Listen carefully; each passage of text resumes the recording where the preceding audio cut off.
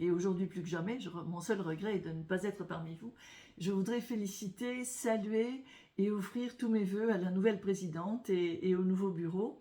Je voudrais saluer Jean-Max Trouillet qui m'a accueilli plusieurs fois, ainsi que les membres d'Elisane qui sont des experts fidèles de notre comité, bien entendu Miltos, Sakellariou, Anthony Polychronakis, maintenant Jana et bien d'autres. Et cette invitation, c'est pour moi le témoignage de notre action commune qui est menée en partenariat étroit avec la vice-présidente du comité, Elena Courtopassi, que je remercie très chaleureusement. Alors aujourd'hui, à l'heure où nous parlons, la COP30 se tient à Belém, très exactement, puisqu'il y a 4 heures de décalage horaire, donc on sait que les négociations vont bon train. Nous ne pouvons que nous féliciter de l'alignement et de la pertinence de nos travaux par rapport à la conférence de Belém. C'est la semaine des négociations, c'est une semaine clé, nous le savons toujours, et c'est en ce moment que tout se joue. Lors de notre dernière réunion, nous avons décidé de préparer une recommandation à l'intention des négociateurs. Nous avons appelé à une transition énergétique juste et inclusive, fondée sur les droits humains. Nous avons appelé à la justice climatique. Nous avions pour ouvrir nos travaux l'ambassadeur Antonio da Costa e Silva, qui représentait le ministère des villes au Brésil et qui nous a présenté les objectifs et les attentes du Brésil pour cette COP. Il nous a mis en garde contre le cliché brésilien de la floresta et alerté sur l'importance des défis de l'urbanisation au Brésil. Vous savez, c'est de l'ordre de 70 à 80%, c'est ce qui attend la planète. Nous avions également avec nous, à nos côtés, le secrétariat mondial de la Local 2030 Coalition, avec qui nous avons co-organisé cet événement. Et cette semaine, eux-mêmes organisent des side events à Belém sur la transition énergétique. Ils nous ont invités à intervenir. Malheureusement, nous n'avons pas pu le faire, mais ils portent notre recommandation. Nous en sommes très reconnaissants. Nous avons eu lors de cette réunion l'éclairage de chercheurs de haut niveau sur la décarbonation et la transition, mais aussi un représentant de l'industrie lourde, parce que nous avons voulu l'ensemble des stakeholders. Nous avons eu des exemples de politiques locales pilotes, notamment UCLG, qui porte également, je l'espère, notre recommandation à Belém. Nous avons eu une contribution importante d'Elisane sur les défis du changement climatique pour les populations vulnérables, avec 2 interventions, Elena et Jana Zamaro.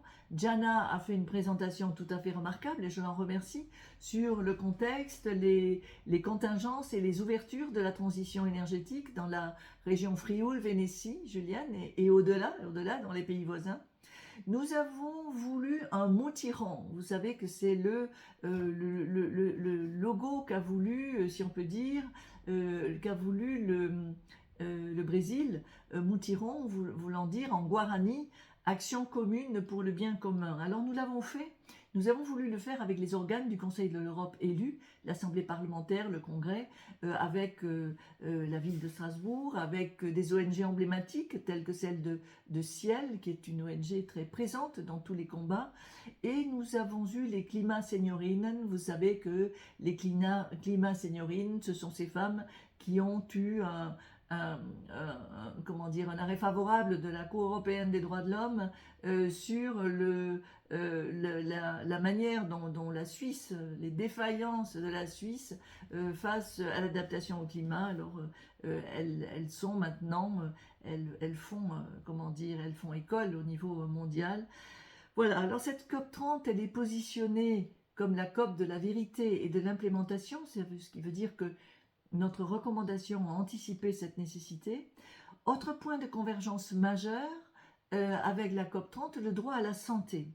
La crise climatique est une crise sanitaire, vous le dites à chaque réunion, et l'adaptation n'est pas une option, mais une question de survie immédiate pour de nombreux pays. Les communautés les plus vulnérables, nous le savons tous, supportent incontestablement les fardeaux les plus lourds. L'OMS est catégorique, parmi elles 550 000 décès par an dus à la chaleur extrême. et le plan d'action de Belém pour la santé qui vient d'être présenté est le premier plan international d'adaptation dédié exclusivement à la santé. Il valide entièrement nos principes. Nous devons nous appuyer et nous nous appuierons ensuite sur l'expérience d'Elisa, sur le Heat Action Day et sur le prix contre la précarité énergétique. Alors nous le ferons aussi à travers une proposition, une nouvelle recommandation intégrée que nous ferons aux États membres du Conseil de l'Europe sur cette transition énergétique et la santé.